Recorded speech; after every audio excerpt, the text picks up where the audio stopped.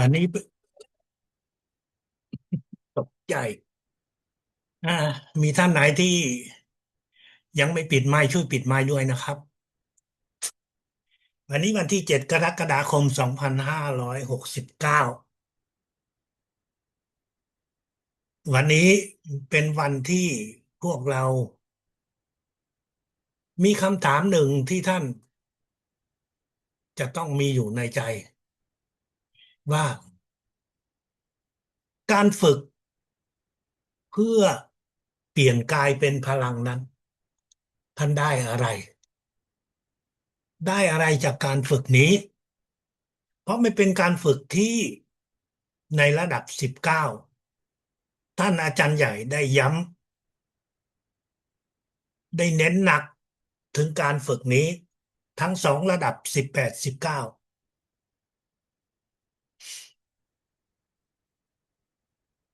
เมื่อ20 กว่าปีก่อนท่านอาจารย์ใหญ่หรือมิงหนางเองก็ไม่รู้จัก YouTube มันคืออะไรสมัยนั้นรู้สึกว่ายังไม่มี YouTube เมื่อ20 ปีก่อน21 22 ปีมีอินเทอร์เน็ตแล้วแต่ YouTube ไม่แน่ไม่ที่บอกว่าไม่มี YouTube เพราะอะไรเพราะว่าใน YouTube ในช่วงหลังนี้ มันก็มีปรากฏการณ์ของคนที่เขาได้มีการถอดจิตเขาไปจิตวิญญาณของเขาได้ออกจากร่างโดยไม่ได้ตั้งใจโดยไม่ได้ฝึกฝนแล้วหนึ่งในจำนวนนั้นซึ่งเป็นบอกว่าเป็นล้านคนก็ได้เพราะโลกของเรานั้นมีตั้ง6-7 พันล้านคนแต่มีแค่จำนวนคน จำนวนหนึ่งที่เมื่อวิญญาณออกจากร่างแล้วก็ได้กลับมาโดยไม่ได้ตั้งใจแต่คนเหล่านั้นเขาเหมือนกับว่าเขาได้บรรลุอะไรบางอย่างใจของเขานั้นเป็นใจที่มีบุญเป็นใจที่อยากช่วยเหลือคนอื่นเป็นคนที่มีพลังทั้งที่ไม่ได้เรียนวิชาอะไรเลยแต่เมื่อฟื้นกลับมาเขาก็สามารถที่จะช่วยรักษาคนได้ เขาก็จะมีตาทิพย์ที่สามารถมองเห็นดวงวิญญาณเห็นความลำบากของพวกวิญญาณที่เร่ร่อนนั่นคือสิ่งที่ท่านอาจารย์ลือมิงหนางไม่เคยรู้มาก่อนว่าสิ่งเหล่านี้มันเกิดขึ้นจริงในโลกของมนุษย์เราแต่ท่านได้เรียนรู้ในทางจิตวิญญาณกับสิ่งศักดิ์สิทธิ์เรียนรู้วิธีการที่ท่านใช้คำว่าเปลี่ยนกายเป็นพลัง เรียนรู้วิธีการในวิชาพลังจักรวาลเพื่อให้จิตวิญญาณของเรานั้นสามารถที่จะออกจากร่างของเราไปสู่โลกของวิญญาณไปสู่โลกของสิ่งศักดิ์สิทธิ์โดยที่ไม่ใช่ว่าไปโดยการบังเอิญนั่นคือความตั้งใจของผู้เรียนในระดับ18 19นี้พวกเราทุกคนนั้นมีความสามารถมีวิธีการที่จะฝึกฝน เพื่อที่จะให้จิตวิญญาณของเรานั้นได้ไปสู่โลกของสิ่งศักดิ์สิทธิ์ได้ไปพบองค์ศาสดาที่เรานับถือเพื่อที่เราจะได้เรียนรู้ในทางจิตวิญญาณการฝึกฝนนี้ไม่ได้ยากอะไรอีกสักครู่พวกเราจะได้รู้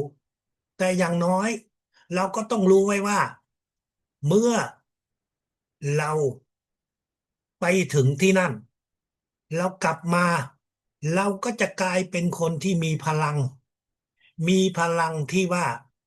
สามารถที่จะช่วยเหลือคนอื่นด้วยความเมตตาด้วยความรักที่ไม่มีเงื่อนไขเราจะมีในสิ่งที่ ทุกคนต้องการสิ่งที่ทุกคนต้องการมันคืออะไรนั่นคือความพร้อมทางด้านปัจจัยเราไม่ได้คิดที่จะรวยแต่การที่เราทำงานให้กับสิ่งศักดิ์สิทธิ์ผ่านการส่งพลังช่วยเหลือให้กับคนอื่นผ่านดูแลสุขภาพของคนอื่นนั่นคือการทำงานให้กับสิ่งศักดิ์สิทธิ์ งานให้กับสิ่งศักดิ์สิทธิ์นี้ไม่ใช่เป็นงานที่ไปตากแดดตากฝนแต่มันเป็นงานใช้พลังจิตมันเป็นงานที่เราจะต้องอดทนเพราะมันไม่ใช่ว่า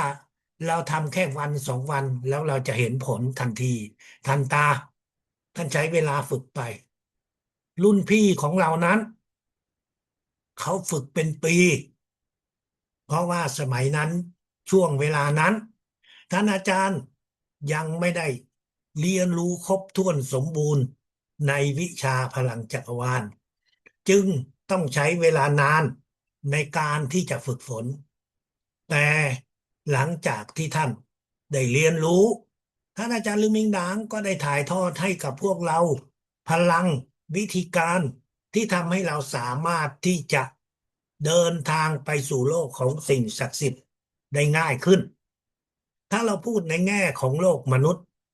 สมัยก่อนพวกเราเดินด้วยเท้าไปด้วยเกวียนแล้วก็มาเริ่ม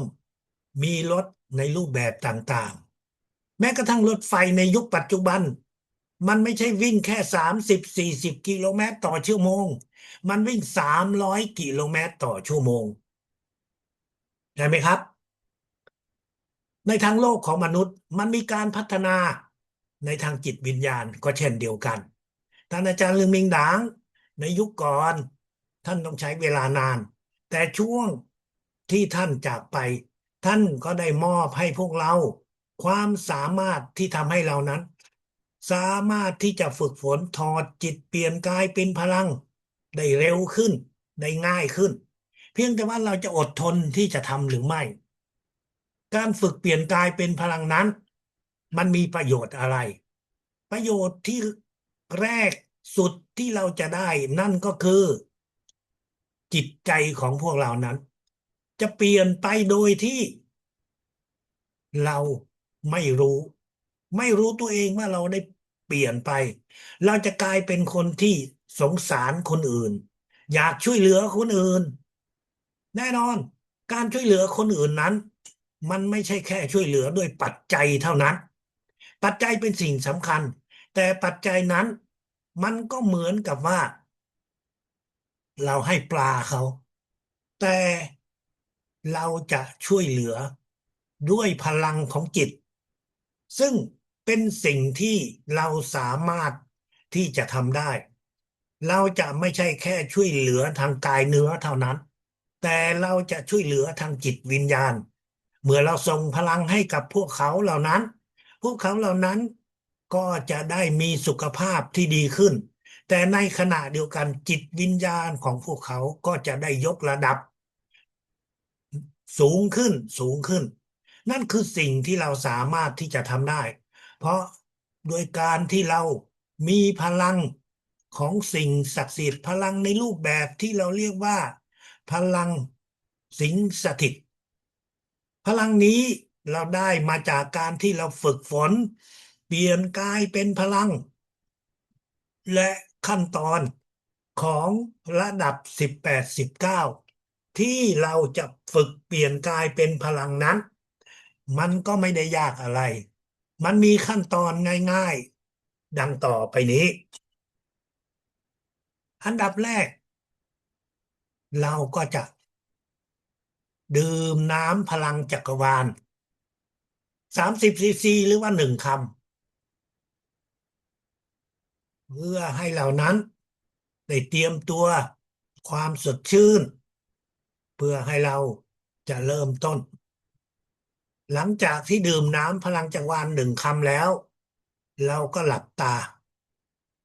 รับพลังแสงทิพย์ของสิ่งศักดิ์สิทธิ์สูงสุดเข้ามาที่จักระ7ของเราสั้นๆ2 วินาที 2 วินาทีก็คือ1 2 3จิตของท่านคิดว่าขอรับพลังแสงทิพย์เข้ามาที่จักระเจ็ดแล้วก็นิ่งไป1 2 3สูดเข้าทางจมูกเป่าออกทางปาก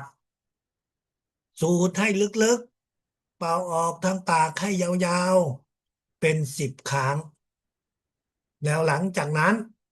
เราก็อธิษฐานถึงสิ่งศักดิ์สิทธิ์สูงสุดที่เรานับถือถึงจิตวิญญาณของท่านอาจารย์ลึงมิงด่างช่วยให้เราฝึกเปลี่ยนกายเป็นพลังหลังจากอธิษฐานเรียบร้อยแล้วเราก็กำลังหลับตาอยู่เราก็เริ่มรับพลังแสงทิพย์เข้ามาที่จักระเจ็ดของเรารับเข้ามา2 วินาทีแล้วหลังจากนั้นเราก็ส่งไปในส่วนต่างๆของร่างกายของตัวเราหรือส่วนต่างๆของร่างกายของคนที่เรารู้จักคนที่เรารู้จักคือใครก็ได้เริ่มจากพ่อแม่ของเรานี่แหละลูกหลานของเรานี่แหละหรือเพื่อนของเรารับพลังแสงทิพย์ของสิ่งศักดิ์สิทธิ์สูงสุด2 วิส่ง3 วิไปอวัยวะต่างๆส่งไปเรื่อยๆส่งไปเรื่อยๆหรือท่านอาจจะส่งไปในสถานที่ต่างๆที่ท่านคุ้นเคยที่ท่านรู้จักสถานที่ต่างๆที่ท่านคุ้นเคยที่ท่านรู้จักนั้นก็คือบ้านที่ท่านรู้จักบ้านเลขที่ต่างๆอยู่ในหมู่บ้านอยู่ในตำบลของเราอยู่ในอำเภอของเราอยู่ในเขตของเราสถานที่ต่างๆเหล่านี้ท่านรู้จักที่ตรงไหนท่านก็ส่งไปให้ตำบลให้เขตให้จังหวัดท้องถิ่นไหนก็ได้ส่งไปเรื่อยๆแม้กระทั่งส่งไปประเทศชื่อของประเทศต่างๆส่งไปจนท่านหมดความรู้สึกนั่นคือขั้นตอนต่างๆนะครับขอย้ำอีกรอบหนึ่งเพื่อให้ท่านได้จดจำ1ดื่มน้ำพลังจักรวาล1 คำ30 ซีซี2รับพลังแสงทิพย์ของสิ่งศักดิ์สิทธิ์สูงสุดเข้ามาที่จักระเจ็ด3สูดเข้าพ่นออก10 ครั้ง4อธิษฐาน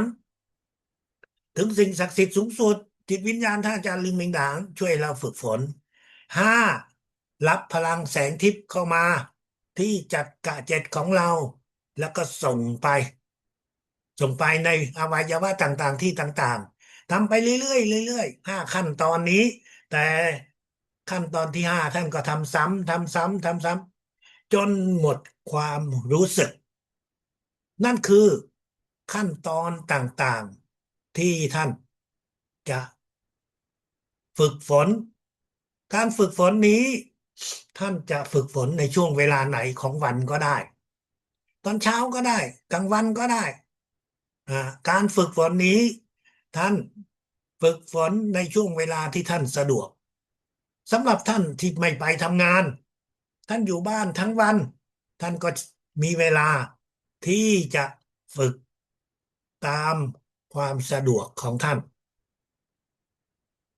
แต่ถ้าท่านไหนที่ต้องไปทำงานการฝึกฝนที่จะสะดวกที่สุดให้สำหรับท่านนั่นก็คือตอนที่ก่อนเข้านอนเพราะอะไร เพราะว่าท่านรับแล้วส่งรับพลัง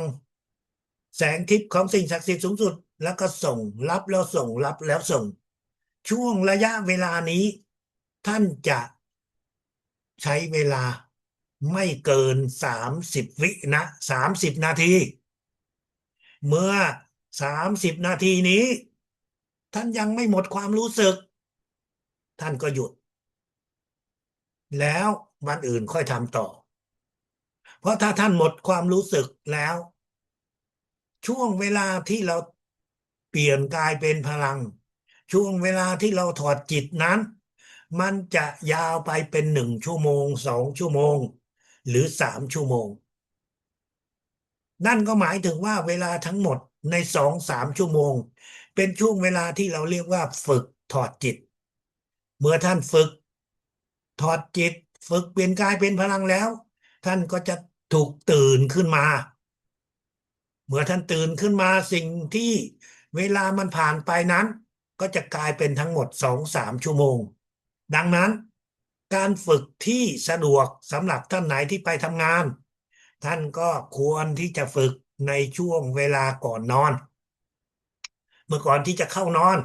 ท่านก็เริ่มรับแล้วก็ส่งรับแล้วก็ส่งรับแล้วส่งแล้วท่านก็จะใช้เวลาที่ท่านนอนหลับนั้นอ่ะเป็นช่วงเวลาของการฝึกเมื่อท่านตื่นขึ้นมาท่านจะรู้สึกว่าเหมือนกับว่าท่านหลับไปเป็นเวลา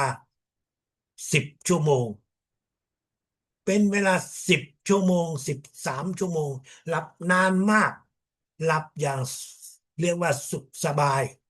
แต่พอตื่นขึ้นมาเวลาผ่านไปจริงๆเพียงแค่2-3 ชั่วโมงเท่านั้นนั่นคือช่วงเวลาฝึกที่ดีที่สุดขั้นตอนที่ได้กล่าวไว้นั้นถ้าท่านทำประจำท่านก็จะจดจำแต่ถ้าท่านทำท่านอาจจะยังไม่เคยทำหรือท่านทำแล้วท่านเห็นว่ายังไม่ได้อะไรท่านก็หยุดไปก็ไม่เป็นไรเพราะการฝึกฝนนี้ท่านสามารถที่จะฝึกได้ตลอดเวลาชีวิตของท่านถ้ายังคิดถึงพลังจักรวาลท่านก็ฝึกไปถ้าพูดในทางโลกยังไม่พูดถึงเรื่องของจิตวิญญาณเมื่อท่านฝึกแบบนี้ท่านจะได้มีการนอนหลับที่จะสบายมาก แต่ถ้าพูดในทางจิตวิญญาณนั้นนั่นหมายถึงว่าจิตวิญญาณของท่านก็จะสูงขึ้นสูงขึ้นเป็นจิตวิญญาณที่มีพลัง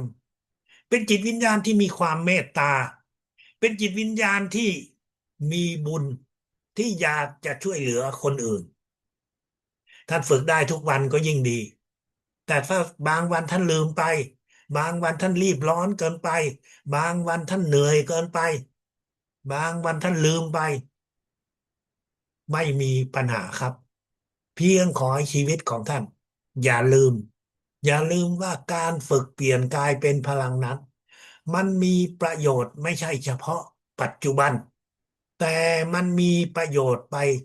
ตลอดชีวิตของเราดังนั้นการฝึกนี้ท่านถ้าหากว่าท่านยังไม่เคยทำท่านก็เปิด เอกสารออกมาท่านก็เขียนมันออกมา1ทำอะไร2ทำอะไร3ทำอะไรมี4-5 ขั้นตอนเท่านั้นที่ท่านต้องจดจำแล้วหลังจากนั้นก็คือรับพลังแสงทิพย์ของสิ่งศักดิ์สิทธิ์สูงสุดแล้วก็ส่งไปส่งไปที่ไหนส่งไปอวัยวะต่างๆของร่างกายของเราร่างกายที่อยู่บนตัวเรานี่แหละท่านก็ต้องรู้อยู่แล้วท่านก็สามารถที่จะจำได้อ่าอวัยวะต่างๆซึ่งเดี๋ยวสักครู่เราจะมาร่วมกันฝึกเพื่อให้เป็นตัวอย่างฝึกเพื่อที่เราจะได้มีความคุ้นเคยความเคยชิน โดยเฉพาะอย่างยิ่งสำหรับท่านไหนที่ยังลังเลใจอยู่หรือท่านอาจจะยังสับสนอยู่ท่านก็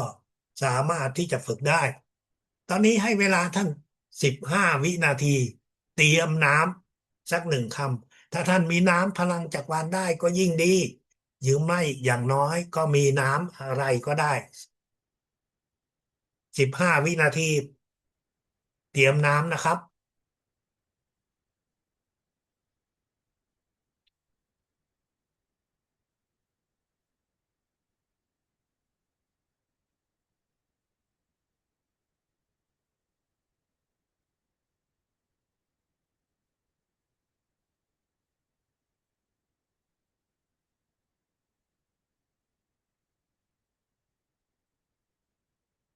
น้ำมาพร้อมแล้วยังครับ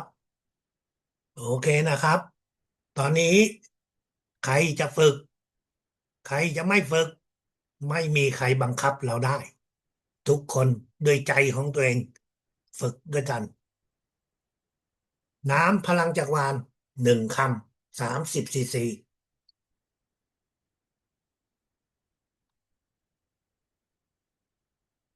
หลับตารับพลังแสงทิพย์ของสิ่งศักดิ์สิทธิ์สูงสุดเข้ามาที่จักระเจ็ด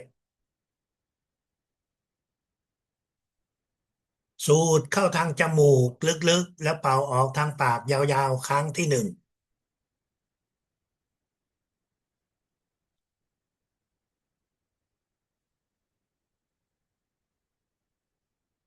สูดเข้าทางลึกทางจมูกให้ลึกๆเป่าออกทางปากครั้งที่2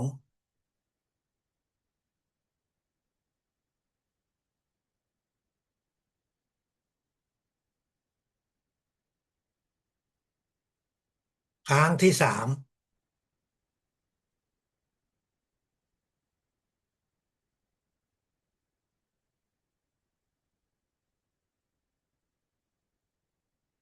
ครั้งที่4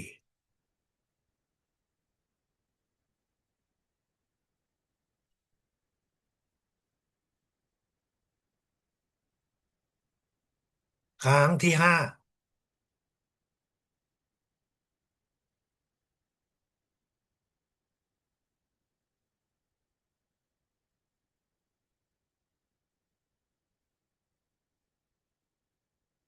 ครั้งที่6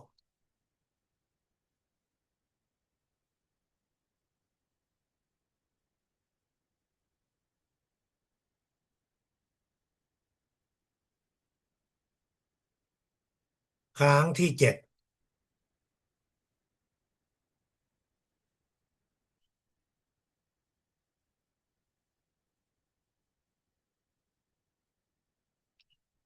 ครั้งที่8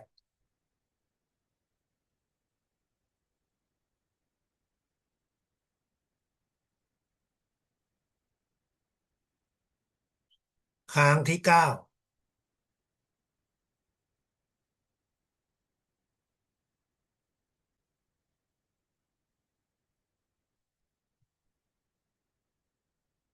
ครั้งที่10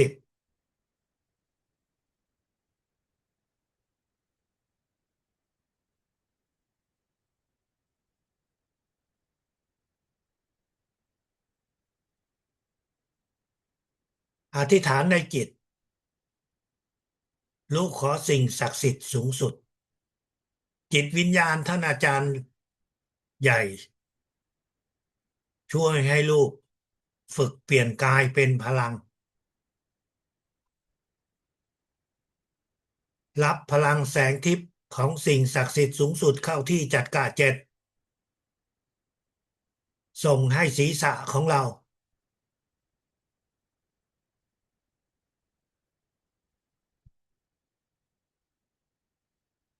รับพลังแสงทิพย์ส่งให้หน้าผากของเรา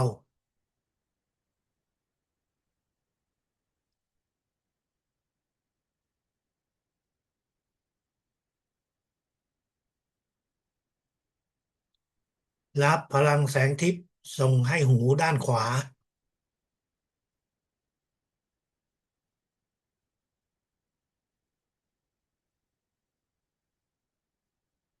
รับพลังแสงทิพย์ส่งให้หูด้านซ้าย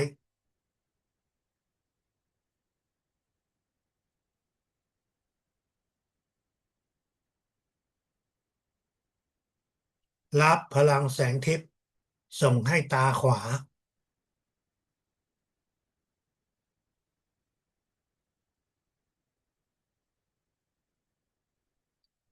รับพลังแสงทิพย์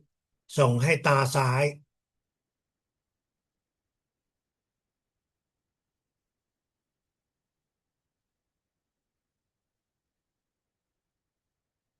รับพลังแสงทิพย์ส่งให้จมูก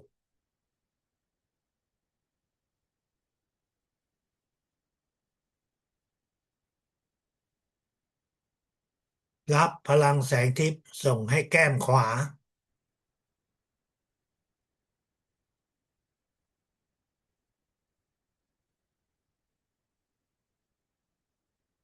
รับพลังแสงทิพย์ส่งให้แก้มซ้าย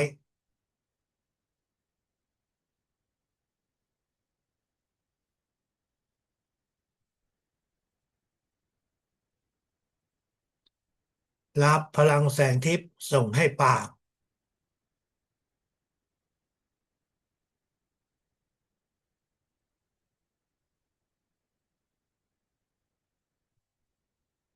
รับพลังแสงทิพย์ส่งให้ฟัน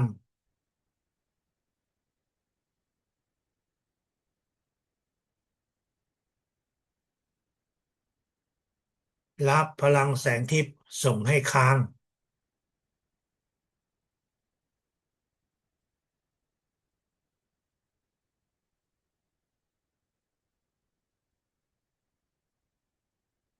รับพลังแสงทิพย์ส่งให้คอ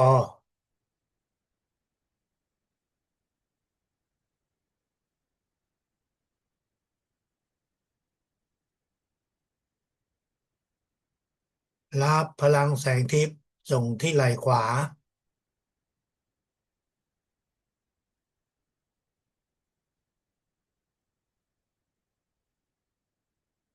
รับพลังแสงทิพย์ส่งที่ไหล่ซ้าย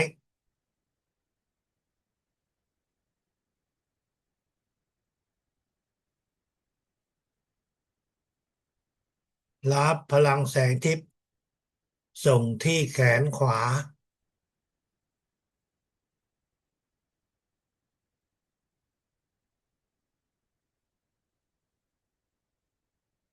รับพลังแสงทิพย์ส่งที่แขนซ้าย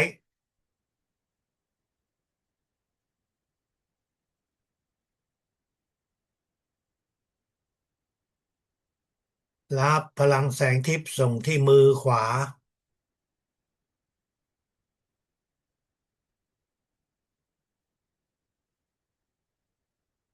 รับพลังแสงทิพย์ส่งให้มือซ้าย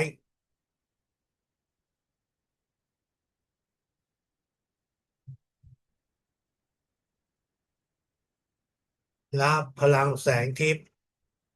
ส่งให้ที่หน้าอก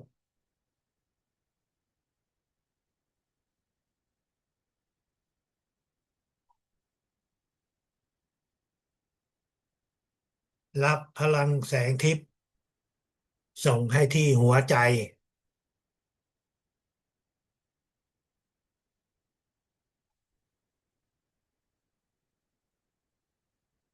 รับพลังแสงทิพย์ส่งให้นมด้านขวา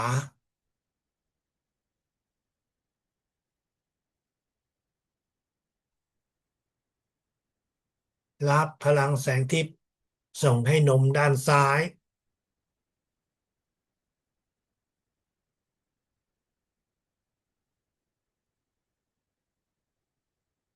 รับพลังแสงทิพย์ส่งให้ตับ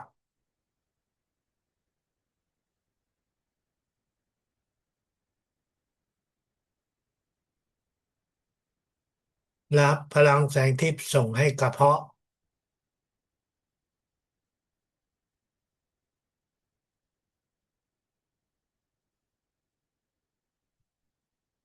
รับพลังแสงทิพย์ส่งให้ลำไส้เล็ก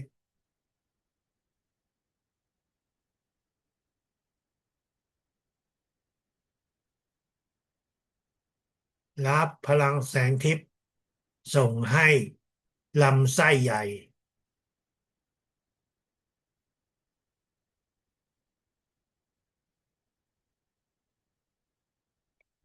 รับพลังแสงทิพย์ส่งให้ไต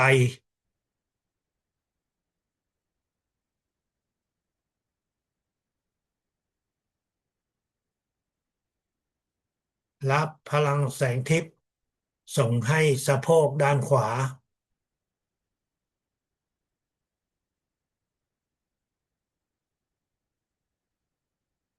รับพลังแสงทิพย์ส่งให้สะโพกด้านซ้าย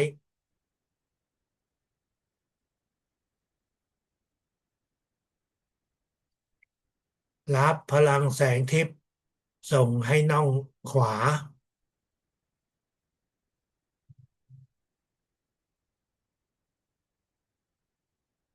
รับพลังแสงทิพย์ส่งให้น่องซ้าย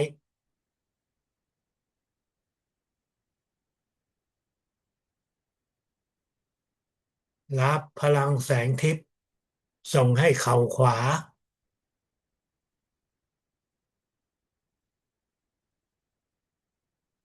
รับพลังแสงทิพย์ส่งให้เข่าซ้าย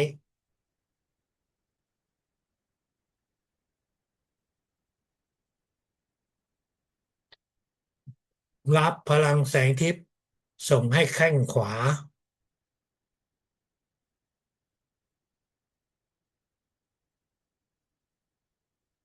รับพลังแสงทิพย์ส่งให้แข้งซ้าย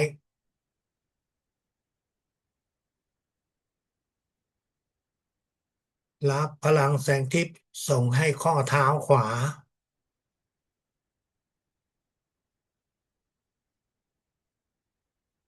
รับพลังแสงทิพย์ส่งให้ข้อเท้าซ้าย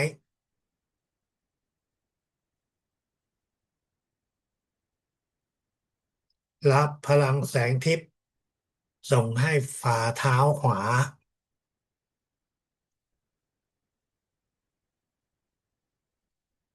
รับพลังแสงทิพย์ส่งให้ฝ่าเท้าซ้าย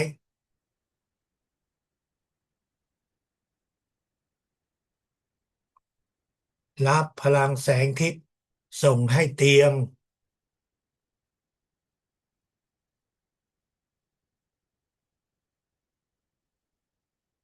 รับพลังแสงทิพย์ส่งให้โต๊ะ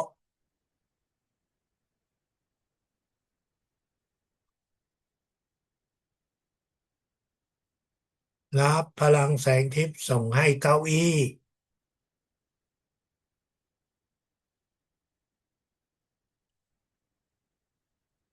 รับพลังแสงทิพย์ส่งให้หน้าต่าง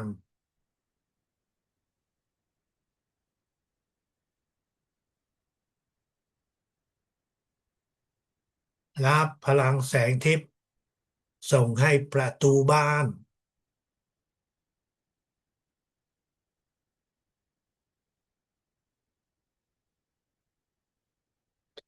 รับพลังแสงทิพย์ส่งให้บ้านหมายเลขหนึ่ง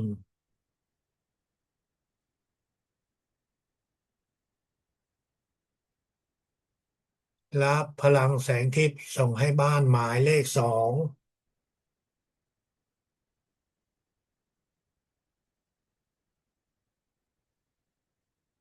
รับพลังแสงทิพย์ส่งให้บ้านเลขที่สาม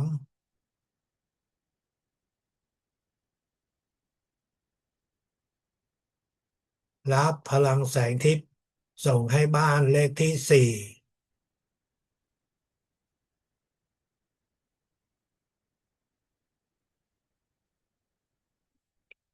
รับพลังแสงทิพย์ส่งให้บ้านเลขที่ห้า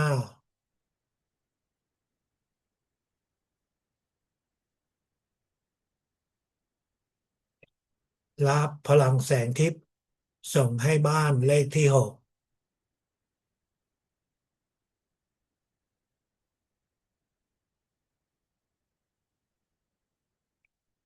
รับพลังแสงทิพย์ส่งให้บ้านเลขที่เจ็ด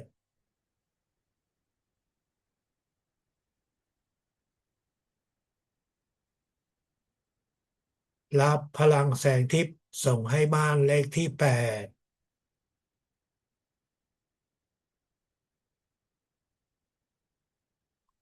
รับพลังแสงทิพย์ส่งให้บ้านเลขที่เก้า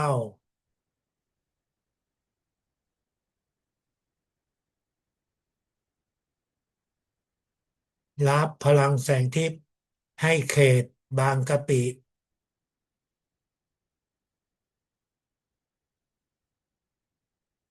รับพลังแสงทิพย์ให้เขตบางรัก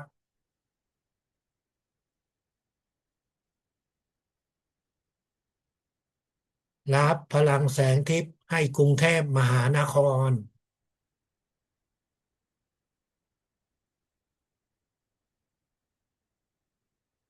รับพลังแสงทิพย์ส่งไปที่เชียงใหม่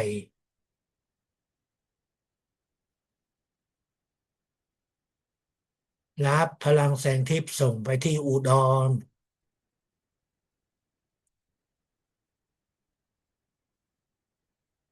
รับพลังแสงทิพย์ส่งไปที่ขอนแก่น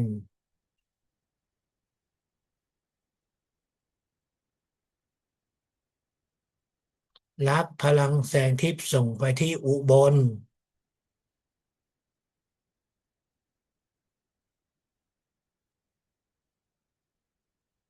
รับพลังแสงทิพย์ส่งที่นครราชสีมา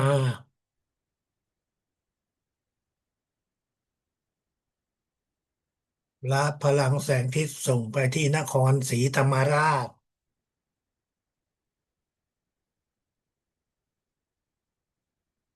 รับพลังแสงทิพย์ส่งไปที่สงขลา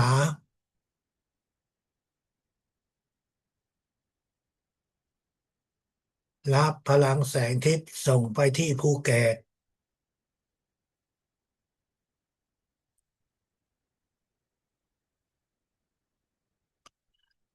ใช้เวลาทั้งหมด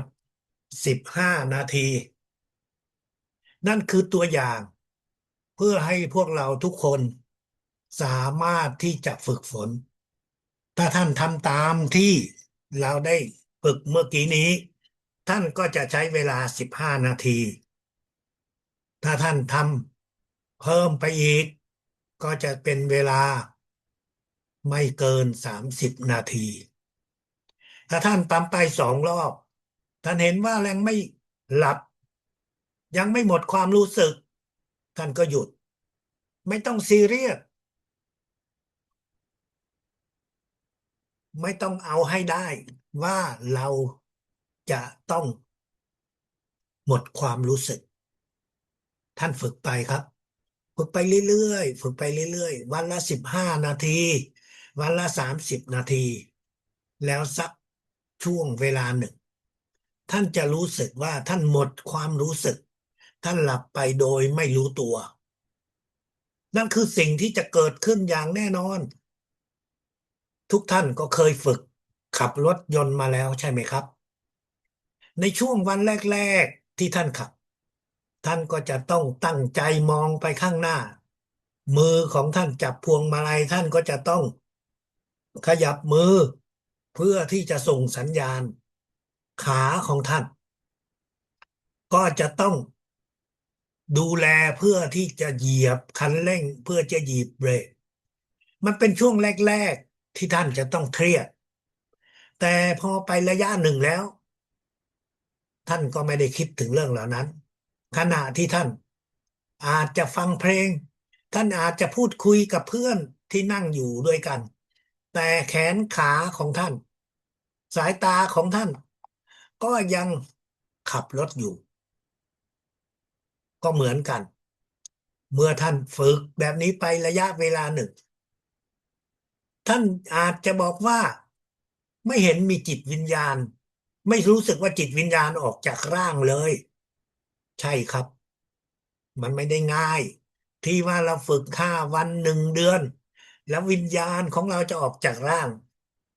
ท่านอาจารย์ลือมิงหนางฝึกกี่ปีครับ7 ปี8 ปีท่านถึงจะได้รู้ว่า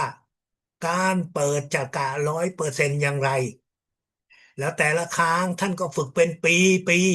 เพื่อที่จะรู้ว่าการที่จะส่งพลัง การที่จะมีความสามารถถ่ายทอดพลังให้กับพวกเราในแต่ละชั้นเรียนนั้น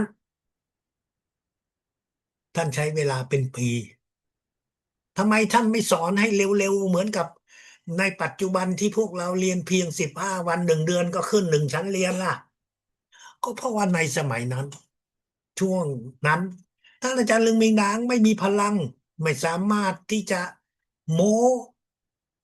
ไม่สามารถที่จะบอกว่าฉันมีพลังท่านส่งท่านสอนให้เร็วๆท่านไม่สามารถทำได้ เพราะท่านไม่สามารถที่จะผิดเพี้ยนได้ท่านต้องทำตามขั้นตอนพวกเราเองก็เช่นเดียวกันเราณปัจจุบันถือว่าเรานั้นได้ฝึกฝนด้วยความรวดเร็วอย่างมากเราสามารถที่จะเพิ่มชั้นเรียนในช่วงเวลา1 เดือนแล้วความสามารถเหล่านั้นมันเกิดขึ้นจริงท่านฝึกฝนไปนะครับในระดับนี้ท่านก็เริ่มมีพลังสิงสถิตแล้วในระดับ18 ท่านอาจารย์ลึงมิงหนางบอกว่าเราจะมีพลังที่จะสิงสถิตให้กับคนหนึ่งคนพลังสิงสถิตคือพลังอะไรนั่นคือพลังเพื่อที่เจ้าจะช่วยเหลือรักษาคนได้หนึ่งคนในระดับ18ที่เราจะฝึกอย่างน้อยก็1 สัปดาห์ท่านจะต้องฝึกท่านยังอยากฝึกคำว่าต้องตรงนี้หมายถึงว่าท่านอยากแต่ถ้าท่านไม่อยากก็ไม่ใครมีใครบังคับท่านได้แต่ถ้าท่านไม่ฝึกท่านก็จะมีความสามารถที่น้อยกว่าคนที่ไม่ฝึกการฝึกที่จะสิงสถิตนั้นเราก็จะทำได้ทุกวันท่านอยากจะฝึกตอนไหนท่านก็เริ่มสามารถที่จะอธิษฐานถึงสิ่งศักดิ์สิทธิ์จิตวิญญาณท่านอาจารย์ใหญ่ว่าท่านจะเริ่มสิงสถิตเข้ากับคนหนึ่งคนในระดับ18เมื่อท่านอธิษฐานถึงจิตวิญญาณท่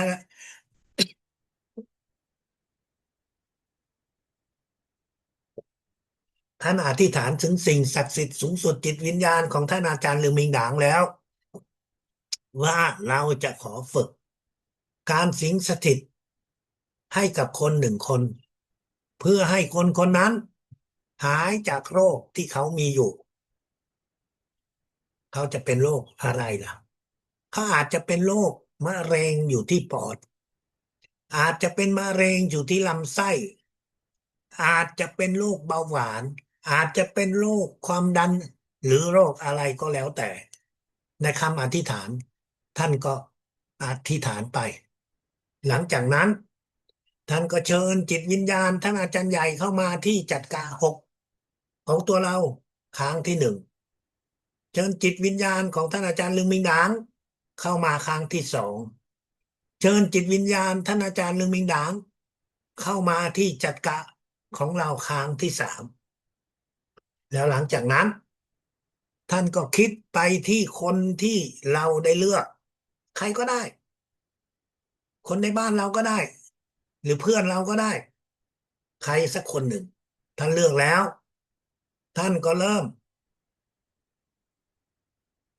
เชิญจิตวิญญาณของท่านอาจารย์เลืองหมิงหนางสิงสถิตเข้าไปที่จัดกะหกของคนคนนั้นใช้เวลาไม่เกิน30 วินาทีหมายถึงว่าท่านคิดว่าสิงสถิตเข้าไปที่จัดกะหกของนายกอไก่แล้วท่านก็นิ่งคิดไปที่จัดกะหกของเขา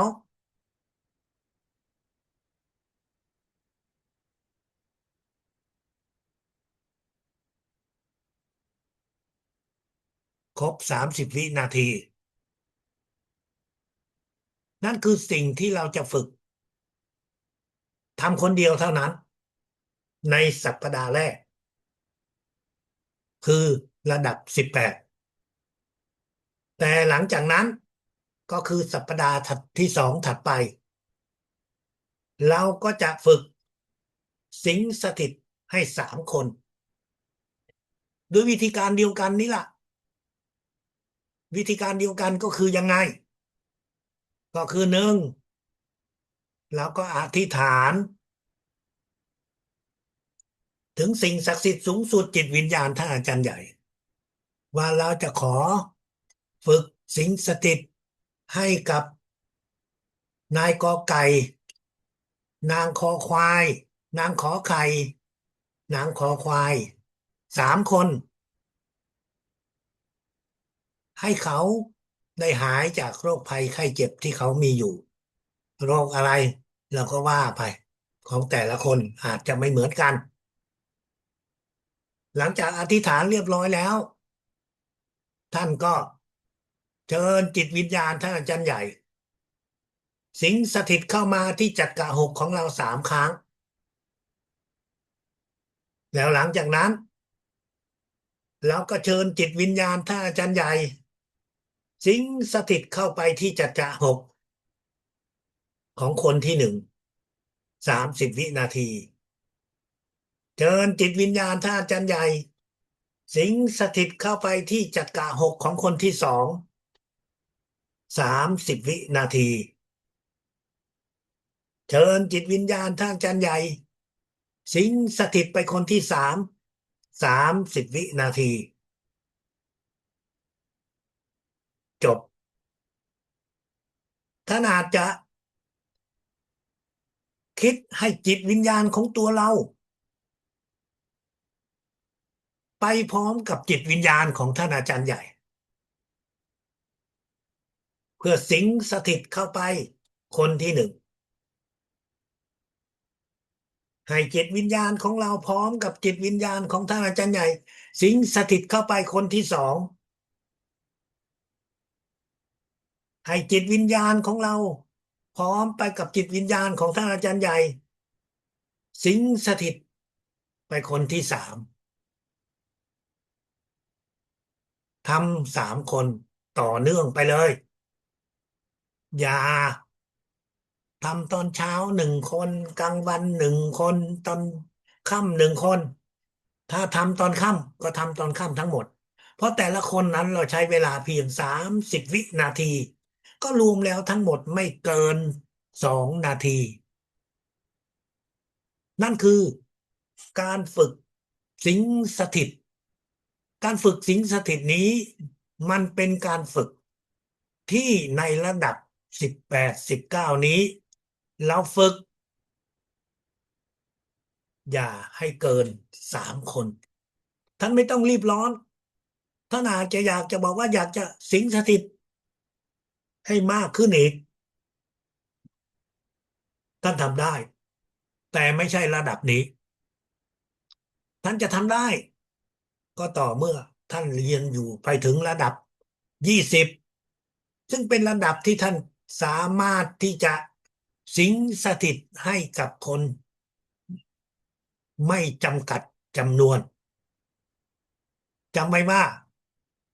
การที่เราอยู่ในระดับ18 19ถ้าท่านฝึกในระดับนี้ท่านก็อย่าสิงสถิตเกินกว่าจำนวนคนที่ท่านอาจารย์ลึงมิงดางได้สอนให้ไว้ให้กับพวกเราอย่าเกินจำนวนที่สิ่งศักดิ์สิทธิ์ได้กำหนดไว้ถ้าท่านทำเกินอะไรจะเกิดขึ้นสิ่งที่มันเกิดขึ้นนั้น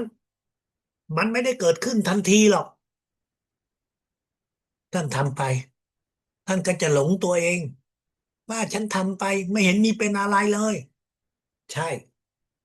ท่านทำไปวันที่1วันที่2วันที่3วันที่5วันที่10ท่านยังไม่เห็นอะไรหรอกแม้กระทั่งท่านทำไปเป็น1 เดือนท่านยังไม่เห็นอะไรหรอกท่านก็เหมือนว่าก็ไม่ได้เป็นอะไรนี่ใช่แล้ว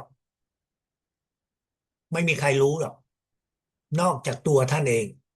ว่าท่านตั้งใจทำผิดกับสิ่งที่สิ่งศักดิ์สิทธิ์ได้กำหนดไว้แต่แล้วมาวันหนึ่งตอนที่ท่านหมดเรี่ยวหมดแรงตอนที่ท่านจะลุกขึ้นก็ลุกขึ้นไม่ไหวเพราะมันปวดทั้งร่างกายตอนนั้นน่ะท่านก็จะไม่รู้ว่าเอ๊ะทำไมท่านเป็นแบบนี้ท่านลืมไปท่านลืมไปว่าตัวเองนั้นได้ส่งพลังได้เอาพลังของตัวเองไปมอบให้กับคนอื่นผ่านการสิงสถิตท่านลืมไปว่าท่านได้สิงสถิตไปเกินจำนวนคนที่สิ่งศักดิ์สิทธิ์อนุญาตตอนนั้นท่านไม่รู้หรอกท่านจะลืมไปท่านคิดว่าท่านไม่ได้ทำผิดเนี่ยเพราะฉันทำมานานแล้วไม่เห็นเป็นอะไรเลยและท่านก็จะไปหาสาเหตุของการปวดเมื่อยทั้งร่างกายจะลุกขึ้นก็ลุกไม่ไหว นั่นแหละคือสิ่งที่ท่านจะได้รับหลังจากที่ท่านตายใจไปแล้วลืมตัวเองไปแล้วว่าทำไม่ถูกต้องท่านไม่ได้ทำผิดหรอกท่านเพียงทำไม่ถูกต้องเท่านั้นการส่งพลังในวิชาพลังจักรวาลถ้า เราตั้งใจทำผิดสิ่งที่มันเกิดขึ้นก็คือตอนที่เราไม่รู้ตัวแล้วลืมไปแล้วสาเหตุที่แท้จริงมันคืออะไรและตอนนั้นท่านจะคิดไม่ออกว่าเอ๊ะท่านเป็นแบบนี้มันเป็นเพราะอะไรท่านคิดไม่ออกหรอกตอนนั้นอ่ะท่านก็ไม่ได้คิดว่าท่านทำอะไรฉันก็อยู่ปกติของฉันเนี่ยใช่แล้วแต่ท่านก็จะไปถามคนที่เรียนพลังจักรวาลด้วยกันตอนนั้นถามไปถามมาถึงจะรู้สาเหตุที่แท้จริงมันคืออะไรในระดับนี้ท่านอาจารย์ใหญ่บอกว่าถ้าคุณจะสิงสถิตไปให้ใคร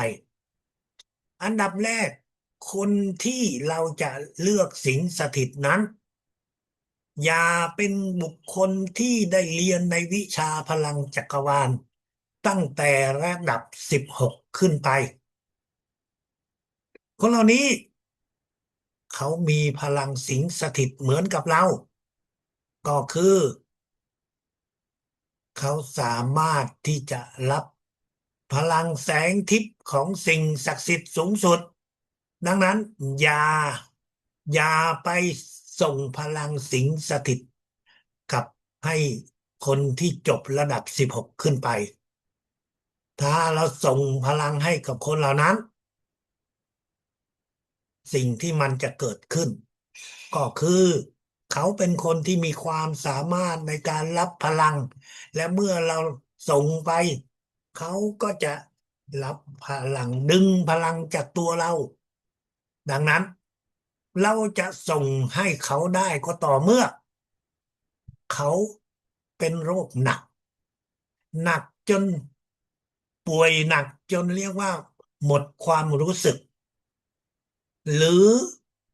พูดแบบง่ายๆคือเขาหมดเรี่ยวหมดแรงจนไม่สามารถที่จะทำสมาธิจนไม่สามารถที่จะรวมจิตเพื่อรับพลังให้กับตัวเองได้ตอนนั้นอ่ะเราถึงจะส่งพลังสิงสถิตให้เขาได้อย่าสับสนในเรื่องนี้ดีที่สุดอย่าสับสนเพราะเมื่อสับสนแล้วเราอะเหนื่อยเองเท่านั้น ให้เขาเป็นโคม่าแล้วเราค่อยช่วยจะดีที่สุดแล้วยินดีที่จะช่วยแต่ว่าเขาต้องช่วยตัวเขาเองก่อนช่วยตัวเองก่อนที่จะมาเป็นโคม่าเรายินดีที่จะสิงสถิตช่วยเหลือเขานั่นคือสิ่งที่เราสามารถที่จะทำได้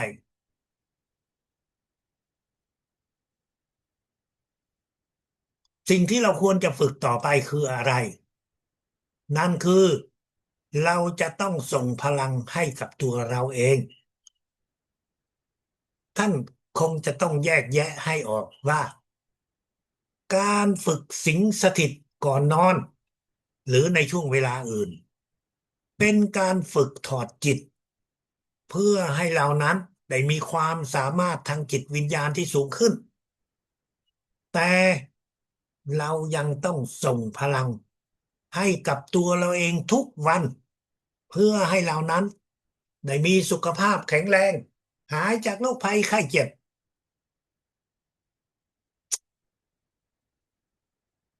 ท่านจะมีสุขภาพแข็งแรงได้อย่างไร ท่านจะมีสุขภาพแข็งแรงโดยที่โรคภัยไข้เจ็บอยู่ในตัวนั้นท่านอาจจะมีอยู่หรืออาจจะไม่รู้ตัวว่ามีบางคนพอไปหาหมอ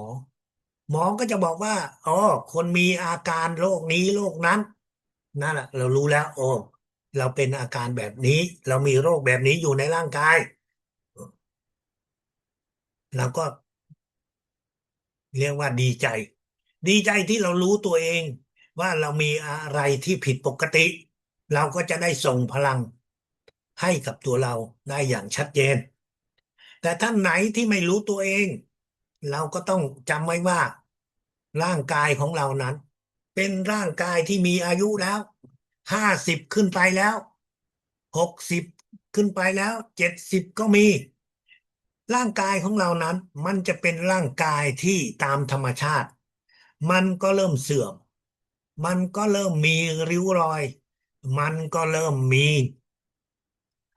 อาการต่างๆปวดเมื่อยเล็กน้อย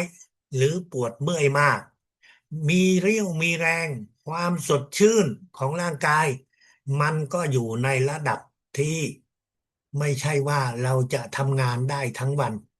ท่านอาจจะทำงานได้2-3 ชั่วโมงเสร็จแล้วท่านก็เหนื่อยท่านอาจจะรู้สึกว่าง่วงนอนอยากพักผ่อนเพราะท่านไม่มีเรี่ยวมีแรงแล้วดังนั้นการส่งพลังให้กับตัวเองเป็นสิ่งที่สำคัญจำไว้ว่าร่างกายของเรานั้นยังมีการเสื่อมอยู่ภายในการเสื่อมนี้มันเป็นการเสื่อมตามอายุไขท่านไม่ได้เป็นโรคภัยไข้เจ็บหรอกท่านไม่ได้เป็นโรคอะไรหรอก แต่ร่างกายของเรานั้นมันมีความเสื่อมความเสื่อมของเซลล์ต่างๆในร่างกายความเสื่อมนี้มันแสดงออกบนผิวหนังของเราความเสื่อมนี้มันแสดงออกบนความสดชื่นของเราความเสื่อมนี้มันแสดงออกบนริ้วรอยที่เรามีอยู่บนเส้นเลือดที่มันเริ่มโผล่ขึ้นมาตามผิวหนังที่แขนที่ขาของเรา เส้นเลือดขอดเส้นเลือดที่มันไหลหมุนเวียนไม่ดีมันจึงต้องขยายตัวใหญ่ขึ้นจึงทำให้มันโผล่ขึ้นมาในเส้นเลือดโผล่ขึ้นมาบนผิวหนังของเราถ้าหากว่าท่านมีสุขภาพดีเส้นเลือดเหล่านี้มันเล็กนิดเดียวมันไม่โผล่ขึ้นมาบนผิวหนังมันก็สามารถที่จะส่งเลือดให้ร่างกายของเราดีได้ แต่ถ้ามันเริ่มเรียกว่าเสื่อมมันก็เลยขยายตัวอันนั้นก็คือลักษณะหนึ่งที่เรารู้ตัวเองดังนั้นส่งพลังให้กับตัวเองทุกวันทำยังไงอันดับที่หนึ่ง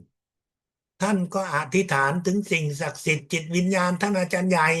ว่าเราจะส่งพลังให้กับตัวเองให้หายจากโรคที่หนึ่งโรคที่สองหรือให้เราได้มีสุขภาพแข็งแรงหายจากโรคภัยไข้เจ็บ รับพลังแสงทิพย์เข้าที่จัดการเจ็ดของเรา2 วินาทีทำซ้ำ7 ครั้ง9 ครั้งรับพลังแสงทิพย์ของสิ่งศักดิ์สิทธิ์สูงสุดเข้าที่จัดการ6ของเราทำซ้ำ9 ครั้งรับพลังแสงทิพย์ของสิ่งศักดิ์สิทธิ์สูงสุดคุมทั้งร่างกายของเราทำซ้ำ9 ครั้งรับพลังแสงทิพย์ส่งเข้าไป จุดที่ท่านมีอาการปวดจุดที่ท่านมีอาการเจ็บจุดที่ท่านมีการอักเสบจุดที่ท่านมีอาการบวมทำซ้ำ9 ครั้งนั่นคือสิ่งที่เราจะต้องดูแลสุขภาพของตัวเราเองรับพลังแสงทิพย์ของสิ่งศักดิ์สิทธิ์สูงสุดเข้าที่จัดกะ7 9 ครั้ง2 วินาทีเท่านั้นแต่รวมแล้วมันก็กลายเป็น9 2 18ก็คือ20 วินาทีท่านจะใช้เวลา20 วินาทีที่จัดกะ720 วินาทีที่จัดกะ620 วินาทีทั้งตัว20 วินาทีไปในจุดที่เจ็บโดยรวมก็ประมาณ1 นาทีจนถึง1 นาทีครึ่งให้กับตัวเรา นั่นคือการส่งพลังที่ท่านจะต้องดูแลให้กับตัวเองทำทุกวันท่านทำตอนไหนก็ได้ตอนเช้าก็ได้ตอนกลางวันก็ได้ตอนค่ำก็ได้แต่ทำเพียงครั้งเดียวใน1 วันเท่านั้นอย่าทำหลายครั้งอย่าทำหลายครั้งเด็ดขาดแม้ว่าเวลาที่เราใช้นั้นดูเหมือนว่าไม่เกิน1 นาที2 นาทีแต่จำไว้นะครับอย่าทำซ้ำเพื่อไม่ให้ทำซ้ำถ้าท่านส่งพลังให้กับตัวเองท่านก็จะส่งเพียง ช่วงเช้าเท่านั้นหรือไม่ก็ช่วงกลางวันหรือไม่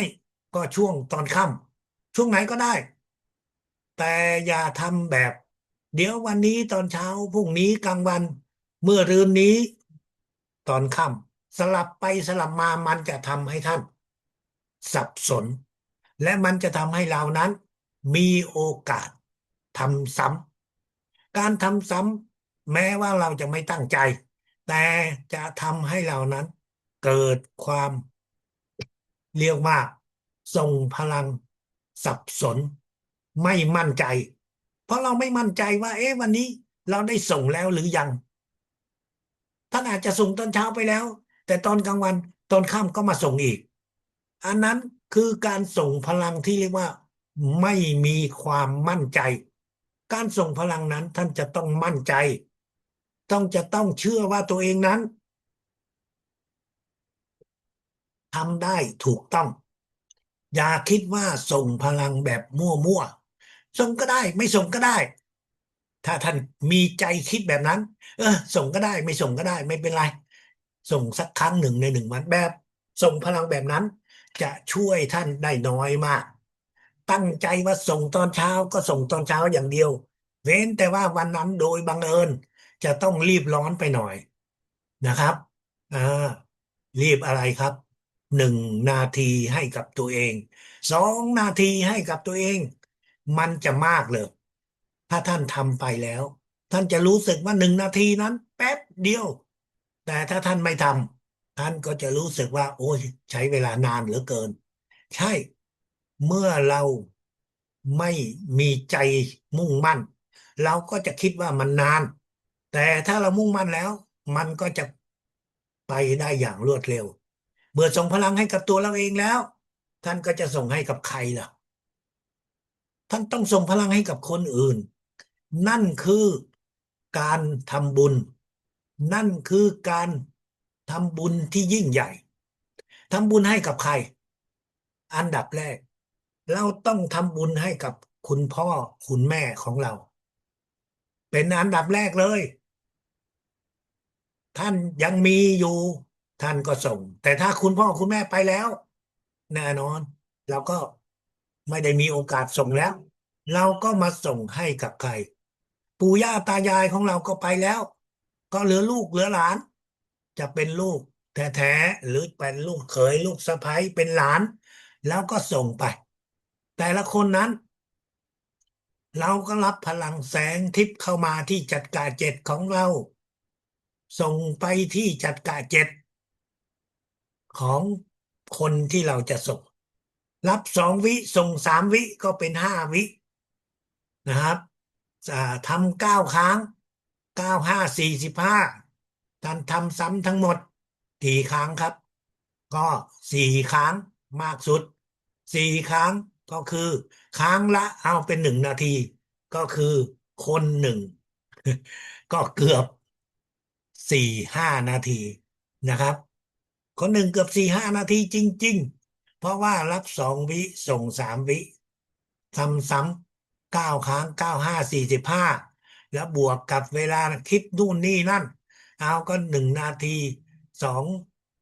ครั้งที่2ก็90ก็เป็น1 นาทีครึ่งอ่าเป็น3 นาทีอ่ะรวมแล้วก็3 นาทีต่อ1 คนท่านส่งได้กี่คนล่ะท่านมีลูกกี่คนมีหลานกี่คนได้10 คนไหมส่งไปถ้าไม่ถึงก็จะได้แบ่งให้เพื่อนนะครับการส่งพลังแบบนี้คือเป็นการส่งพลังให้กับลูกๆหลานๆให้กับญาติพี่น้องของเราหรือให้กับเพื่อนสนิทท่านมีกี่คนท่านก็เลือกมาคนละ3 นาที10 คนก็30 นาทีท่านมีเวลาถึง30 นาทีที่จะส่งไหมถ้าไม่มีก็ส่งได้เท่าไหร่ก็ส่งเท่านั้นนะครับทำแบบให้มันถูกต้องเอาลูกมีกี่คนทำลูกให้หลานมีกี่คนแล้วก็ทำไปถ้าทำตอนเช้าไม่พอเพราะต้องไปทำงานท่านก็ไปทำช่วงค่ำช่วงบ่ายนะครับถ้าไม่งั้นถ้ามันมีมากเกินไปเราก็เอาไปแบบเรียกว่าส่งพลังเป็นกลุ่มส่งพลังเป็นกลุ่ม เราก็จะส่งพลังให้กับทุกคนเหล่านี้นะครับแต่การส่งพลังแบบตัวต่อตัวนั้นมันยังมีอีกแบบหนึ่งที่ท่านจะต้องจดจำท่านเป็นคนที่มีอาชีพอะไรครับถ้าท่านเป็นคนที่มีอาชีพดูแลผู้ป่วยท่านเป็นคนที่มีอาชีพดูแลผู้สูงอายุท่านมีเป็นคนอาชีพที่ดูแลคนไข้ มันเป็นอาชีพของท่านนั่นหมายถึงว่าอะไรทั้งวันท่านมีเวลาท่านก็จะใช้เวลาในช่วงที่เราดูแลผู้ป่วยคนไข้ผู้สูงอายุนั้นทำอะไรครับส่งพลังให้กับเขาส่งทีละคนเพราะแต่ละคนนั้นก็จะใช้เวลา3 นาทีถึง 5 นาทีจะมีกี่คนท่านทำงานทั้งวันท่านมีเวลาก็ส่งทีละคนทีละคนช่วงไหนก็ได้แต่การส่งนี้จะต่างกับการส่งให้กับคนอื่นการส่งให้กับลูกหลานของเราให้กับเพื่อนของเราญาติพี่น้องนั้นท่านส่งทางไกลท่านใช้จิตแต่ส่งให้กับผู้ป่วยที่ท่านมีอาชีพดูแลท่านใช้จิตของท่านอยู่แล้วแต่ท่านควรที่จะวางมือ วางมือเป็นจิตวิทยาที่ทำให้ผู้ป่วยเหล่านั้นเขามีความสุขให้เขาได้รับรู้ว่าเรา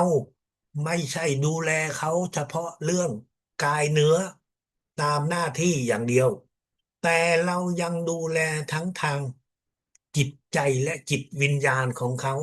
ผ่านการที่เราวางมือการวางมือนั้นจะทำให้เขามีความสุข การวางมือนั้นจะทำให้เขารู้สึกพอใจดีใจการวางมือที่เราวางนั้นมันเป็นจิตวิทยาที่ท่านควรจะทำท่านวางมือที่ไหนล่ะก็วางมือที่จัดกะ 6จัดกะ 7วางมือที่เขาเจ็บเขาปวดตรงไหนเขาเจ็บตรงไหนเขาปวดท่านก็วางมือตรงนั้นแหละขณะที่ท่านใช้จิตของท่านรับพลังแสงทิพย์แล้วก็ส่งไป เพราะมือของท่านรับพลังแสงทิพย์ไม่ได้มือของท่านส่งพลังแสงทิพย์ไม่ได้แต่จิตของท่านต่างหากที่จะทำหน้าที่นี้แต่มือท่านก็วางไปนั่นคือสำหรับคนที่มีวิชาชีพมีหน้าที่การงานทั้งวันที่จะต้องดูแลผู้ป่วยผู้สูงอายุนั่นคือสิ่งที่เราควรที่จะ ปฏิบัติใช้เวลานั้นเพื่อที่จะทำให้อาชีพของเรานั้นแสดงออกถึงความสามารถศักยภาพที่สูงขึ้นนั่นคือโอกาสท่านอยากจะพูดให้กับเขาก็ได้ถ้าเขาถามแต่ถ้าเขาไม่ถามท่านก็พูดแบบง่ายๆก็คือส่งพลังอย่างเดียวแค่นั้นไม่ต้องพูดอะไรมากไม่ต้องอธิบายมากเพราะท่านอธิบายไปเขาก็อาจจะไม่เข้าใจหรือเอาเข้าใจน้อยมากการส่งพลังด้วยมือนั้นให้กับลูกๆให้กับพ่อแม่ของเราให้กับเพื่อนของเรานั้น ถ้าท่านทำได้ก็ควรจะทำในสิ่งในต่อไปนี้นั่นก็คือการที่ท่านส่งข้อความส่งข้อความว่าลูกขอสิ่งศักดิ์สิทธิ์จิตวิญญาณท่านอาจารย์ใหญ่ขอส่งพลังให้ลูกได้มีสุขภาพแข็งแรงหายจากโรคภัยไข้เจ็บส่งพลังให้กับคุณแม่คุณพ่อได้มีสุขภาพแข็งแรงหายจากโรคภัยไข้เจ็บ ข้อความเหล่านี้ที่ท่านส่งไปให้กับพ่อแม่ให้กับลูกๆให้กับเพื่อนของเราให้กับญาติของเราคนที่เราส่งพลังมันเป็นการแสดงออกทางจิตใจเป็นการเชื่อมต่อทางจิตใจกับพวกเขาในขณะที่เราส่งพลังพวกเขาเหล่านั้นอาจจะทำอะไรเราไม่รู้แต่สิ่งที่เรารู้แน่นอนคือเมื่อเราส่งไปเมื่อเขาได้อ่านเขาจะมีความสุขในทางใจเราไม่ได้ส่งพลังจิตใจเราไม่ได้ส่งกำลังใจนะครับแต่เราส่งพลังทางจิตวิญญาณดังนั้นจิตใจของเขารับรู้แต่จิตวิญญาณของเขาก็จะ รับรู้เช่นเดียวกัน นั่นคือสิ่งที่เราควรจะทำหลังจากนั้นท่านก็ส่งพลังให้กับคนเป็นกลุ่ม การส่งพลังให้กับคนเป็นกลุ่มนั้นเรามีรายชื่อทั้งหมดของคนที่เรารู้จักแล้วก็เอามาเรียบเรียงเขียนลงไปในกลุ่มที่หนึ่งกลุ่มที่สองและกลุ่มที่สามเขียนด้วยตัวเองเขียนให้ชื่อเหล่านั้นมันฝังอยู่ในจิตในใจของเราดังนั้นแต่ละครั้งที่เราจะส่งพลังเราไม่ต้องอ่านอีกเราเพียงแค่อธิษฐานว่าลูกขอสิ่งศักดิ์สิทธิ์จิตวิญญาณท่านอาจารย์ใหญ่ลูกขอส่งพลังให้คนในกลุ่มที่หนึ่งแล้วเราก็เริ่ม รับพลังแสงทิพย์ของสิ่งศักดิ์สิทธิ์สูงสุดรับ2 วิส่ง3 วิไปในที่จัดกะเจ็ดของคนเหล่านี้พวกเขามีจำนวนเท่าไหร่เราไม่ต้องสนใจเราเพียงแต่คิดว่าเราออกคำสั่งในจิตของเราพลังนี้ก็จะไปถึงจัดกะเจ็ดของพวกเขาเหล่านั้นทำซ้ำ9 ครั้ง รับ2ส่ง 3ทำซ้ำ9 ครั้งก็คือใช้เวลา45 วินาทีหรือเกือบ1 นาทีส่งไปที่จักระ6ของเขารับ2 วิเข้ามาที่จักระ7ของเราส่งไปที่จักระ6ของเขาทำซ้ำ9 ครั้งก็เช่นเดียวกันเหมือนกับเราก็จะรับเข้ามาที่จักระเจ็ดของเรา แล้วก็ส่งคุมไปร่างกายของทุกคนเหล่านี้ทำซ้ำ9 ครั้งนั่นคือการที่เราส่งให้กลุ่มที่หนึ่งท่านออกคำสั่งด้วยจิตของท่านว่าเราจะส่งพลังให้กับกลุ่มคนที่อยู่ในกลุ่มที่หนึ่งส่งไปครับจัดกะเจ็ดทำซ้ำ9 ครั้งจัดกะหกทำซ้ำ9 ครั้งจัดกะรวมทั้งร่างกายคุมทั้งร่างกายทำซ้ำ9 ครั้งนั่นก็คือการส่งพลังที่เราจะส่งให้แต่ละกลุ่มท่านส่งไป3 กลุ่มก็กลุ่มละเท่าไหร่3 นาทีเราก็ใช้เวลาเกือบ10 นาทีนะครับแต่ท่านคิดว่ามันมากเกินไปท่านก็แบ่งเป็น2 กลุ่มอย่างน้อยท่านก็แบ่งเป็น2 กลุ่มหรือ3 กลุ่มเพื่ออะไรเพื่อท่านจะได้ฝึกฝนได้ดีได้มากขึ้นนั่นคือการส่งพลังเป็นกลุ่มนะครับการส่งพลังเป็นกลุ่มนี้เราจะไม่สิงสถิตนะครับเราจะรับพลังแสงทิพย์ของสิ่งศักดิ์สิทธิ์สูงสุดเพื่อส่งให้คนในกลุ่มเท่านั้นเราจะไม่ทำการสิงสถิตนะครับนั่นคือสิ่งที่เราควรจะฝึกและปฏิบัติการส่งพลังนั้น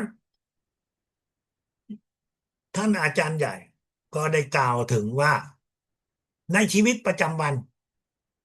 บางทีท่านก็อาจจะเจอกับเหตุการณ์บางอย่างที่เราเรียกว่าขับขันหรือว่าฉุกเฉินในการที่ท่านเจอกับเหตุการณ์ฉุกเฉินของคนอื่นคือท่านไปพบเขาอยู่บนรถพยาบาลเขาก็จะไปโรงพยาบาลด้วยรถของปอเต็กตึงหรือรถของโรงพยาบาลเมื่อท่านเจอกับเหตุการณ์เหล่านี้ท่านเพียงแค่อธิษฐานในจิตอธิษฐานว่าลูกขอสิ่งศักดิ์สิทธิ์จิตวิญญาณท่านอาจารย์ใหญ่ลูกขอส่งพลังให้กับผู้ป่วยเหล่านี้ให้กับผู้ป่วยฉุกเฉินที่อยู่ในรถพยาบาลแค่นั้นท่านไม่ต้องรับแล้วส่งรับแล้วส่งรับแล้วส่งไม่ต้องทำซ้ำ9 ครั้งเพียงอธิษฐานเพียงครั้งเดียวเท่านั้นก็พอแล้วนะครับท่านมีเวลาที่รถมันวิ่งผ่านประมาณ 5 วินาที10 วินาทีเท่านั้นแล้วรถมันก็จะหายไปจากที่ท่านได้ยินเสียงไซเรนมันอยู่ตรงไหนไม่รู้ว่าอยู่ข้างหน้าข้างหลังพอมันมาถึงหน้าเราเนี่ย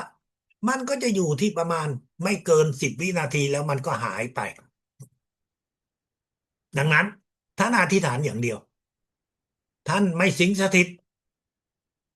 ท่านไม่รับแล้วส่งรับแล้วส่ง9 ครั้งนั่นคือในช่วงเวลาที่ท่านอาจารย์เรียกว่าฉุกเฉินนะครับเมื่อเป็นการฉุกเฉินท่านอธิษฐานอย่างเดียวก็เพียงพอในกรณีแบบนี้มันอาจจะมีเหตุการณ์ที่ท่านคาดไม่ถึงนั่นก็คือคนเหล่านั้นก็อาจจะเสียชีวิตด้วยคำอธิษฐานตรงนั้น ด้วยพลังของระดับ18 19นี้ท่านก็จะช่วยให้วิญญาณของคนเหล่านั้นได้ไปสู่กับสิ่งศักดิ์สิทธิ์อย่างแน่นอนนั่นคือสิ่งที่ท่านควรจะฝึกปฏิบัติในขณะเดียวกันตัวท่านเองก็อาจจะมีสิ่งที่เราเรียกว่าฉุกเฉินเร่งด่วนท่านมีปัญหาอะไรที่เร่งด่วนไหมในชีวิตฉุกเฉินมีไหมอยู่ดีๆท่านหากุญแจไม่ได้ ไม่รู้มันไว้อยู่ตรงไหนอยู่ดีๆเอกสารของท่านหาไม่ได้ท่านไปในสถานที่ราชการเพื่อจะจัดการอะไรบางอย่างไม่รู้ว่ามันจะได้หรือไม่ได้นั่นคือเหตุการณ์ฉุกเฉินท่านอธิษฐานแล้วส่งพลังเข้าไปอธิษฐานแล้วก็ส่งพลังเข้าไปรับพลังแสงทิพย์ของสิ่งศักดิ์สิทธิ์สูงสุดแล้วก็ส่งเข้าไปเพื่อให้สิ่งที่ท่านต้องการได้บรรลุได้แก้ไข สำหรับกรณีแบบนี้ท่านมีเวลาใช่ไหมท่านไปสถานที่ราชการท่านต้องการแก้ไขปัญหาอะไรท่านไม่รู้ว่ามันจะได้หรือไม่ได้แต่ท่านก็ส่งพลังเข้าไปรับพลังแสงทิพย์ของสิ่งศักดิ์สิทธิ์สูงสุดส่งเข้าไปซ้ำๆ9 ครั้งไปสถานที่ตรงนั้นเพราะท่านก็ไม่รู้ว่าท่านจะเจอกับใครนั่นคือสิ่งที่ท่านสามารถใช้ได้หรือท่านหาอะไรบางอย่างไม่เจอท่านหลงทาง อธิษฐานแล้วก็รับพลังแสงทิพย์ของสิ่งศักดิ์สิทธิ์สูงสุดส่งเข้าไปนั่นคือสิ่งที่ท่านสามารถที่จะทำได้นะครับในชีวิตประจำวันท่านเจออะไรครับท่านรู้ไหมท่านเจออะไรท่านเจอคำพูดของคนที่อยู่รอบข้างคำพูดนั้นทำให้จิตของเราไม่สงบคำพูดนั้นทำให้จิตของเราฟุ้งซ่านคำพูดนั้นทำจิตของเราเจ็บปวดในช่วงเวลานั้น ท่านก็สามารถที่จะดื่มน้ำพลังจากวานสัก1 คำถ้าไม่มีน้ำพลังจากวานก็เป็นน้ำอื่นก็ได้ดื่มน้ำ1 คำแล้วหลับตารับพลังแสงทิพย์ของสิ่งศักดิ์สิทธิ์สูงสุดเข้ามาที่จักระเจ็ดของเราสูดเข้าพ่นออก10 ครั้งอธิษฐานถึงสิ่งศักดิ์สิทธิ์จิตวิญญาณท่านอาจารย์ใหญ่ช่วยให้เราหลุดพ้นจากความฟุ้งซ่านในจิตจากความเจ็บปวดในจิต อธิษฐานเสร็จแล้วท่านก็รับพลังแสงทิพย์แล้วก็ส่งไปที่ไหนก็ได้บ้านเลขถึงบ้านเลขที่2สถานที่ไหนที่ท่านรู้จักส่งไปเรื่อยๆส่งไปสัก10 ที่20 ที่รับแล้วส่งรับแล้วส่งทำแบบนี้เดี๋ยวท่านจะลืมความเจ็บปวดจิตฟุ้งซ่านที่มันอาจจะเกิดขึ้นนั่นคือสิ่งที่ท่านสามารถที่จะทำได้ ในระดับ18 19นี้มันเป็นระดับที่ท่าน มีความสามารถในการที่จะส่งพลังในรูปแบบต่างๆในรูปแบบที่ท่านจะเจอในชีวิตประจำวันของท่านอย่างเช่นก่อนที่ท่านออกจากบ้านท่านส่งพลังให้กับยานพาหนะที่เราจะใช้ส่งพลังให้กับเส้นทางที่ท่านจะเดินทางกลับไปเพื่อให้ท่านได้เดินทางได้ปลอดภัยเพื่อให้ท่านได้เดินทางได้รวดเร็วถ้าท่านทำแบบนี้ท่านอยู่ในเมือง ท่านวิ่งออกไปท่านจะเห็นว่ารถอยู่ข้างหน้าเดี๋ยวมันก็เบี่ยงซ้ายเบี่ยงขวาทำให้ท่านเกิดช่องว่างที่ท่านสามารถเดินทางได้รวดเร็วขึ้นถ้าท่านอยู่ต่างจังหวัดเส้นทางที่ท่านไปนั้นมันจะมีวิญญาณที่คอยรอท่านอยู่วิญญาณที่เขาต้องการให้วิญญาณอื่นมาแทนที่เมื่อท่านส่งพลังไปเขาก็จะขอบคุณแล้วเขาก็จะไม่ทำให้เกิดอะไรขึ้นในขณะที่เราผ่านตรงนั้น นั่นคือสิ่งที่เราสามารถที่จะทำได้เพื่อที่จะทำให้เราเดินทางได้ปลอดภัยในชีวิตประจำวันท่านอาจจะเป็นคนที่มีความมีความหนึ่งที่เราเรียกว่ามีอัตตาเป็นคนที่ใจร้อนเป็นคนที่เรียกว่าเห็นแก่ตัวถ้าท่านเป็นคนในลักษณะอย่างนี้สิ่งเหล่านั้นจะเป็นการที่ขัดขวางทำให้การทำงานในชีวิตของเรานั้นไม่ดีขึ้น ถ้าท่านรู้ตัวว่าท่านกำลังร้อนขึ้นด้วยเหตุผลอะไรก็แล้วแต่ณเวลานั้นเชิญจิตวิญญาณท่านอาจารย์ใหญ่เข้ามาที่จัดกะหกของเราเชิญจิตวิญญาณท่านอาจารย์ใหญ่เข้ามาที่จัดกะหกของเราเชิญจิตวิญญาณท่านอาจารย์ใหญ่เข้ามาที่จัดกะหกของเราเพียง3 ครั้ง3 ครั้งนี้จิตของท่านก็จะสงบ3 ครั้งนี้ก็จะทำให้ท่านได้มีสติในการทำงาน นั่นคือสิ่งที่ท่านสามารถที่จะปฏิบัติได้ในพื้นที่ของท่าน มีคนที่อาจจะติดยาเสพติด มีคนที่อาจจะติดเหล้าติดบุหรี่เราสามารถช่วยเขาได้ไหม ได้โดยการที่เราส่งพลัง แสงทิพย์ของสิ่งศักดิ์สิทธิ์สูงสุดรับเข้ามาที่จักระเจ็ดของเราส่งไปที่จักระเจ็ดของเขาทำซ้ำ9 ครั้งที่จักระเจ็ดที่จักระหกและคุมร่างกายของเราทำซ้ำ9 ครั้งโดยคำอธิษฐานให้เขาเหล่านั้นได้เลิกยาเสพติดไปนั่นคือสิ่งที่เราสามารถที่จะทำได้ถ้าเป็นบุหรี่กับเหล้าแล้วก็ส่งไปที่ขวดเหล้าที่บุหรี่ที่เขาใช้ จะทำให้สิ่งเหล่านั้นเมื่อเขารับประทานเข้าไปแล้วเขาจะรู้สึกว่ามันเป็นสิ่งที่น่าเบื่อแล้วเขาก็จะเลิกไปนั่นคือสิ่งที่เราสามารถที่จะทำได้เราอยู่ในระดับนี้การส่งพลังในรูปแบบอื่นๆท่านก็สามารถที่จะทำได้โดยการที่เราส่งและอธิษฐานในสิ่งที่เราต้องการ สิ่งหนึ่งที่ท่านอาจารย์ใหญ่ลือมิงดางต้องการให้เราฝึกและปฏิบัติเพราะเรามาถึงนี้ในระดับ18 19แล้วท่านควรที่จะฝึกในการแนะนำในการบอกให้กับผู้คนต่างๆได้รู้ในวิชาพลังจักรวาลท่านอย่าอาย ท่านต้องมั่นใจว่าสิ่งที่ท่านพูดนั้นจะเป็นประโยชน์ต่อเขาโดยเฉพาะอย่างยิ่งสำหรับคนที่เขามีโรคภัยไข้เจ็บ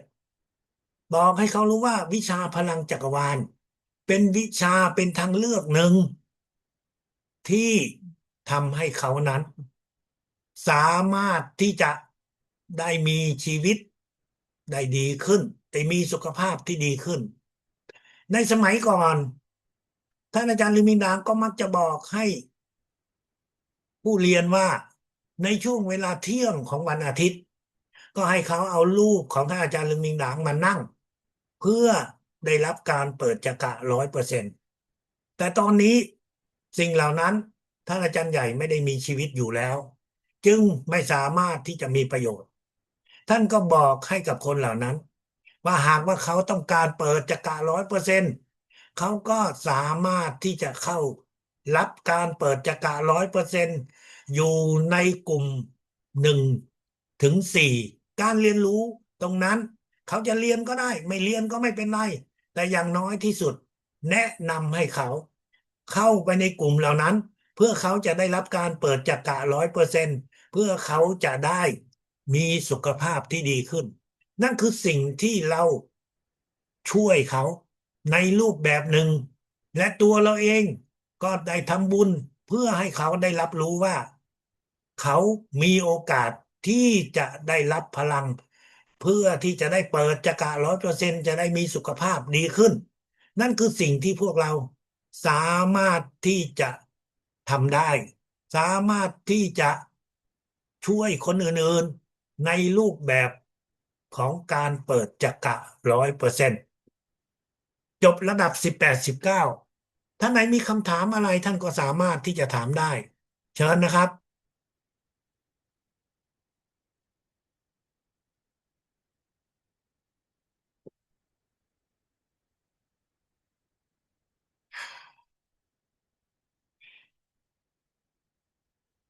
มีเอ่ยคำถาม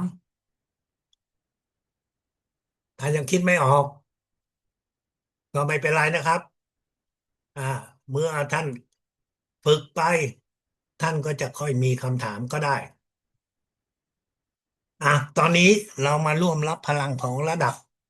18 19ด้วยกันอาจารย์จรุนคะอาจารย์จรุนคะสวัสเชิญครับดีค่ะผมเดี๋ยวก่อนผมไม่มีคำถามแต่ผมมีเรื่องเล่าอะค่ะเชิญครับอ่ะอ่ะเรื่องเล่าของก็เป็นเรื่องที่คือพลังจักรวาลที่เราเรียนนี่กับมันเป็นเราคือข้อพลังงานแบบที่อาจารย์ว่าจริงๆเลยอ่ะเราก็เป็น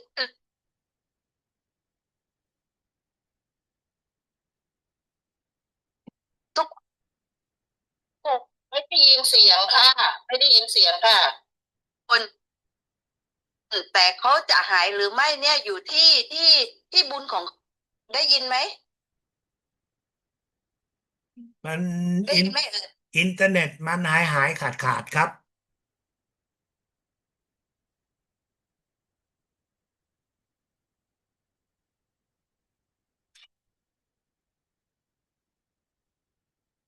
คุณหนงเปิดไมค์แล้วลองพูดใหม่ดูครับ